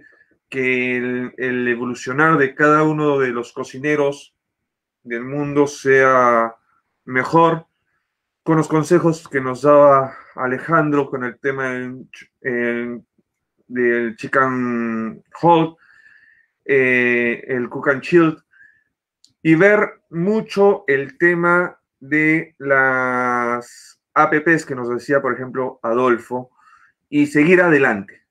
Muchas gracias, señores, les agradezco bastante y será una próxima transmisión.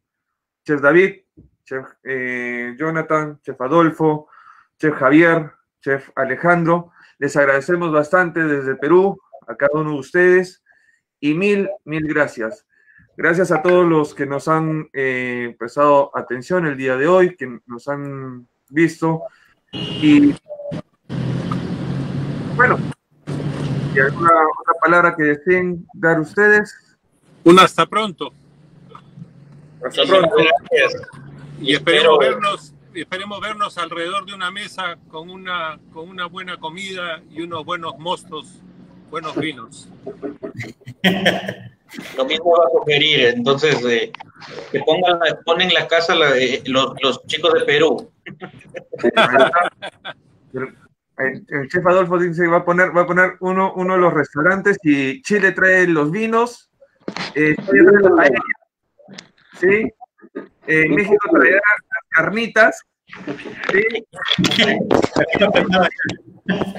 Yo llevo el jamón ibérico. ¿Cómo? Un seco de chivo, una sopa de bolas, es rico. Ahí está, Ecuador, el seco de bolas. Muchas gracias, les agradecemos de todo corazón a cada uno de ustedes y hasta pronto. Gracias. Bien, y cuídense. Cuídense. Bendiciones. Gracias.